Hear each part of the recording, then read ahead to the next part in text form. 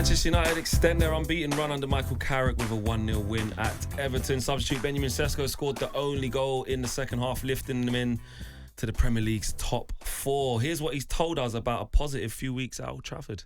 Yeah, that's just part of trying to make the steps of improvement, really, and trying to help the boys and create that foundation for us to move forward. And as I said, it won't be perfect.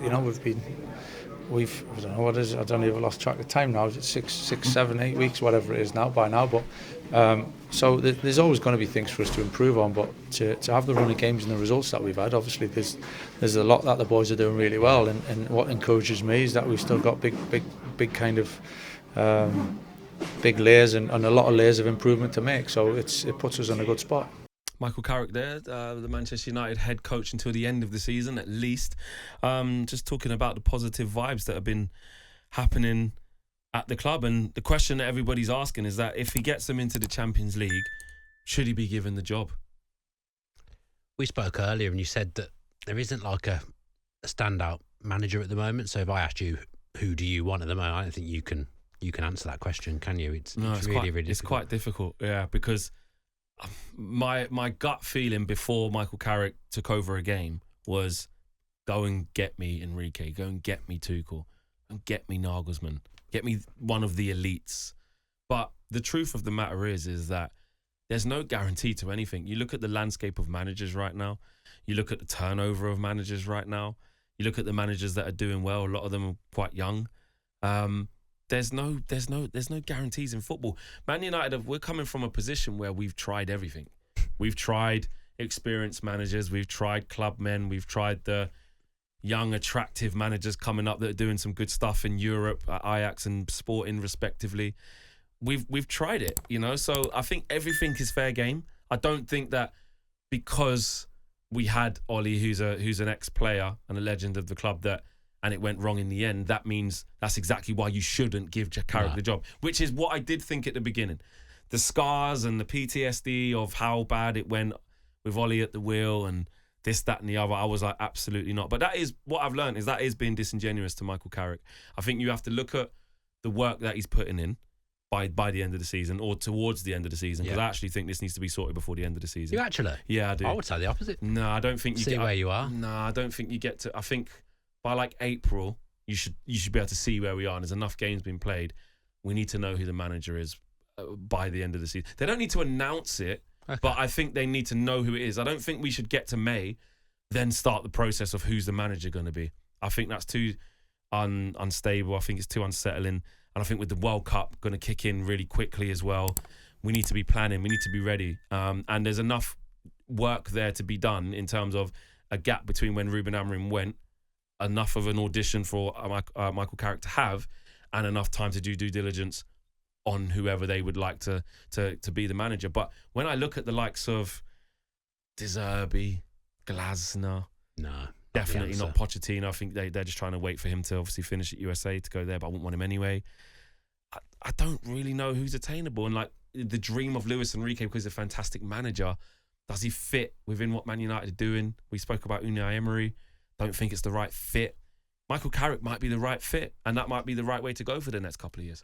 There's so many kind of different strands to this. So you always an attractive club, Manchester United, because you're one of the biggest clubs in the world. But Manchester United in the Champions League probably does open up a different managerial market for you that Ineos may want to explore. Ineos might know bones about this. Ineos have stumbled upon Michael 100%. Carrick here. This hasn't been a thorough, thought-out process. They've stumbled upon Michael Carrick, and he has got off to an unbelievable start. 16 points from 18. He's incredible. He's doing really, really well. Ineos have kind of got scars already. They've not been there long, but I think there's scars. There's scars from them, and there's scars from Manchester United when they appointed Ole Gunnar Solskjaer after a successful interim spell. When Solskjaer was there, the hierarchy at the time would have had to have worked out, are they getting these results under Solskjaer now because he's an interim manager, or are they getting these results because, tactically and all the other things you need to be a manager and be a manager of Manchester United are coming together? It was probably the kind of first one, wasn't it? That he'd come in, he'd taken over from Mourinho, he got the mood up, and he was just good around the place. And interim manager, nothing permanent. Everyone was playing with the kind of handbrake off a little bit. And then he got the permanent job, and good times, some, but by and large, it didn't really work, and he left. Ineos have got to work out now, is Carrick, Carrick have come near the end of the season, if they're still continuing to do what they're doing now, are they getting these results because he's the interim manager and it's short term and everyone's just kind of playing again with the handbrake off a little bit with less pressure? Or is it because actually he's come in, he's done this, he's done that, he's made this decision, he sorted this out?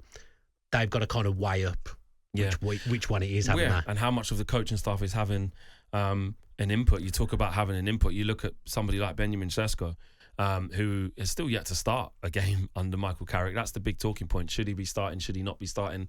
Is it great being a super sub? Ole Gunnar Sesco, I'm calling him, etc. It's brilliant what he's doing, but he's slowly but surely proven his worth. And let's hear what Carrick had to say about him.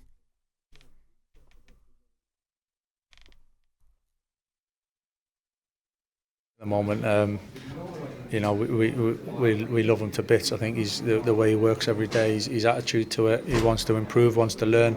I think part of our duty as well is to help him keep taking steps in the right direction. And I think we're so quick to be quite extreme with players at times, and either so good or not so good. But I think managing that and keeping him on a good track and supporting him and.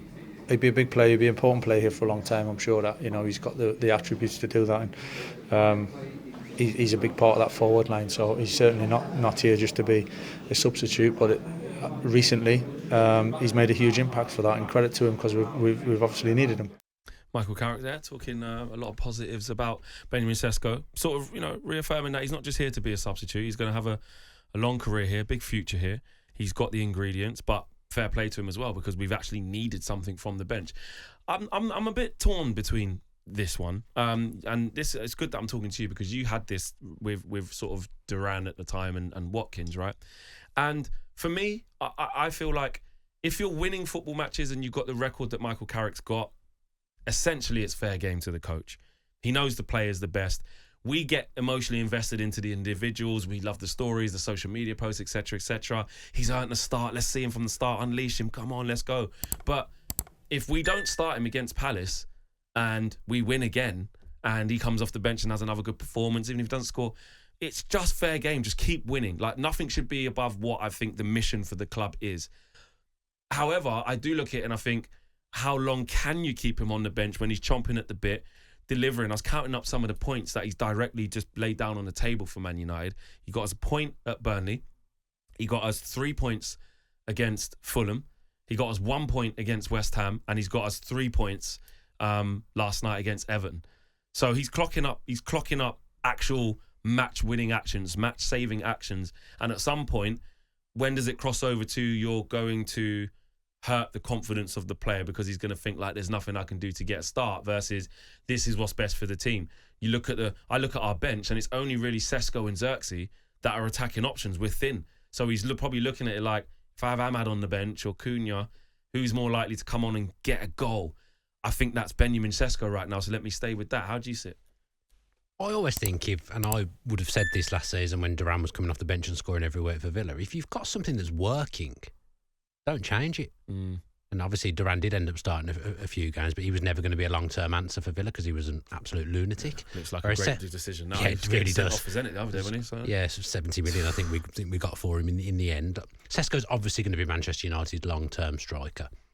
But even back in the day under Sir Alex, there's a reason why Solskjaer never was really first choice, because he was so good at doing that. So if someone's good at doing something, it's actually good management to just keep them doing it. I'm not saying he's going to be on a bench every single game, but right now it's working with Mbeumo playing up front and kind of running defences down, causing them problems with his clever movement. Then you either take him off or take someone else off and move Mbeumo back to his natural position. And now defences start to think, oh God, well, he's been coming on and scoring every week. Yeah. They retreat a little bit. They maybe create a little bit more space. I think at the moment, I think he'd be stupid to change it. Do you reckon? Stupid.